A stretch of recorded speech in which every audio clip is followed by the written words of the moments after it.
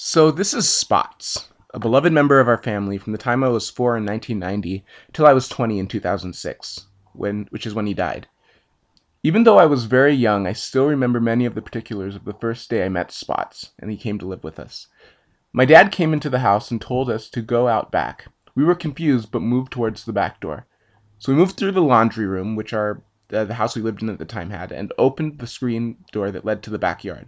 And there sat Spots, who must have been only a few weeks old at the time.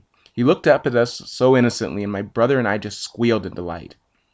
We had wanted a dog for a long time, but my mother was somewhat resistant to the idea. But my brother and I took Spots in, and it was like love at first sight, and we loved the crap out of that dog. So why am I telling you this story?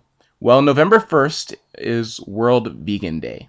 That's one of the days we vegans and strict vegetarians set aside to celebrate what it is to be vegan. And one of the beliefs held dearly by many vegans, myself included, is the idea that animals should be respected and treated as individuals, not things that exist for our use.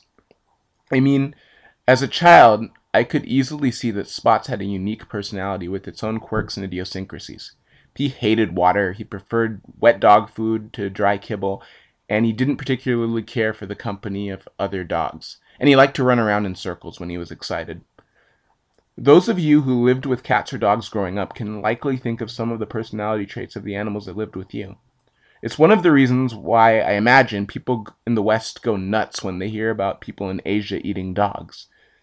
Yet it seems that the idea of animals as unique individuals who are to be respected, not things to be used, stops short when we start to talk about cows, pigs, and sheep. For some strange reason, we treat dogs as people. Well, I guess in the case of vivisection, that's not always the case, but for the most part, we see them as individuals. But pigs, for example, are things that we use for some reason. They're seen as objects. It's become pretty well publicized, thanks to groups like PETA and the HSUS, that animals raised for food, for medical research, and for clothing in our industrialized society are subjected to some of the most repulsive and stomach-turning cruelty that can be imagined. Cruelty so egregious that even many non-vegetarians find it repulsive. Now, I'm in no way opposed to raising awareness about these things, but the bigger issue to me and many other vegans is this idea of human domination. The idea that the other species of animals do not exist for their own purposes, but are here for us to use as we see fit.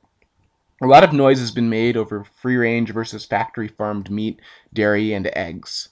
And there's a whole debate about, whether we should go for free-range and factory-farmed or whatever. And you'd think that this was the big issue. However, I think this misses the point.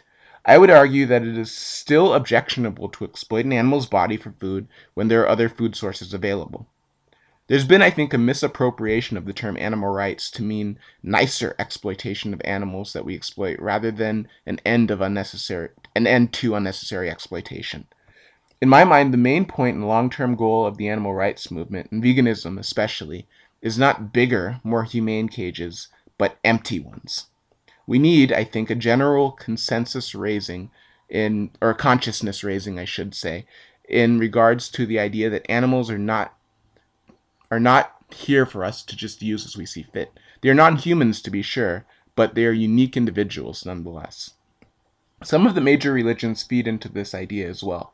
For example, there has been this idea that's called the creation mandate in biblical theology, which takes Genesis 1 and 2 literally to mean that humanity has dominion over all of their life and that the other creatures exist primarily for our use. I spend a lot of time criticizing major religions on this channel, and here's a great example of one of those issues that I find so objectionable about some of the religions.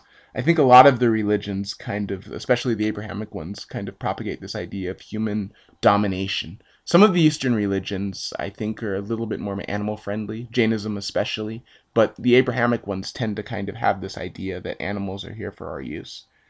And I think we need to oppose that.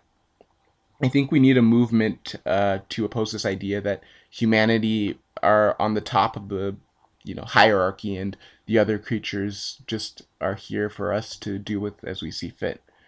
We need to get this idea out there that, in the same way that black people weren't created for whites and women weren't created for men, animals weren't created for us. The movement is already starting to gain some traction with some scientists, including Richard Dawkins, supporting the Great Apes Project, which seeks to extend the rights of personhood, well, to other primates, thus making it illegal to, for example, use them as laboratory test subjects. Is it called the Great Apes Project or the Great Apes Personhood Project? I'm not quite sure, but it's anyway, it's the idea that great apes are persons and should be treated as such. Whatever the case, we're recognizing more and more that animals are far more sentient than we previously thought. We know that sheep can hold memories of unique individuals for years. We know that dolphins can think on a level that we never thought was possible.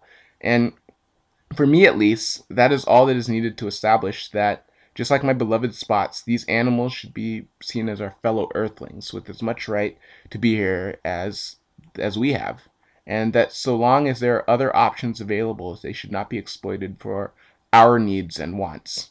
Later, everyone, and till every cage is empty.